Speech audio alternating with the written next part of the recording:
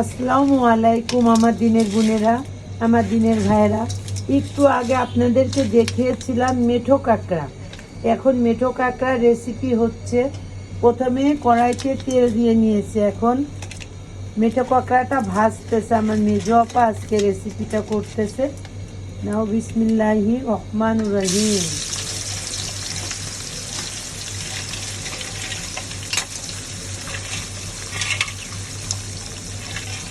বন্ধুরা, মানুষ বলে মুসলিমরা বলে কাঁকড়া খায় না, কিন্তু এই কাঁকড়ার অনেক গুণাগুণ আছে।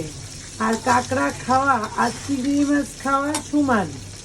তবে এই কাঁকড়া যদি আপনাদের কঠিন আমাশা হয়ে থাকে, যারে বলে রক্ত আমাশা, পুরনো আমাশা যদি না কমে, তাহলে এই কাঁকড়াটা আপনারা রান্না করে খেলে ইনশাল্লাহ আপনাদের আমাশা ভালো হয়ে যাবে। আর যেহেতু আল্লাহ বলেছে হারাম হালাল বুঝে খেতে, এই কাঁকড়াটা কিন্তু মাকরু, যেমন চিংড়ি মাছ খাওয়া আর কাঁকড়া খাওয়া সমান। এর আগে আমি আপনাদেরকে সুন্দরবনের কাঁকড়া দেখিয়েছি রান্না করে। আবার আজকে আপনাদেরকে আমরা মেঠো কাঁকড়া রান্নার রেসিপিটা দেখাচ্ছি। এটা হলো, এখন আমার মেজো আপা কাঁকড়াটা ভাজতেছে। উপকরণে আছে নারকেলের দুধ, পেঁয়াজ, ভাজা মশলার গুঁড়া, পেস্ট করা আদা রসুন। এখন আপা এই কাঁকড়াটা ভাজবে, ভেজে তারপরে পেঁয়াজ মশলা এগুলা দিয়ে এই মজাদার টেস্টি মেঠো কাঁকড়া, এই কাঁকড়ার রান্নাটা আমরা ভিলেজ কুক ঠাকুমার কাছ থেকে শিখেছি, কাজল সরকারের কাছ থেকে শিখেছি, জামাইবাবু, হেঁচি দাদা, সবার কাছ থেকে শিখেছি। আমরা তো বাংলাদেশি, ঢাকায় আমাদের বাস।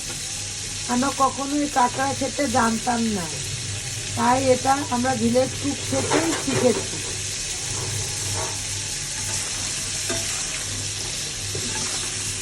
হেঁচি দাদা যেহেতু আমাদের বরিশালের মানুষ, আমারও দাদার বাড়ি বরিশাল। কাজল সরকারেরও দাদার বাড়ি, ঠাকুমার বাড়ি বরিশাল, আমাদেরও বাড়ি বরিশাল। দাদা, আমার ভিডিওটা যদি আপনাদের ভালো লাগে কমেন্ট করবেন, লাইক কমেন্ট শেয়ার অবশ্যই করবেন। মানুষ দেখে দেখে অনেক কিছু শেখে। আমি পপি কিচেনও দেখি, সেখান থেকেও আমি অনেক কিছু শিখেছি। শিখার কোনো শেষ নাই।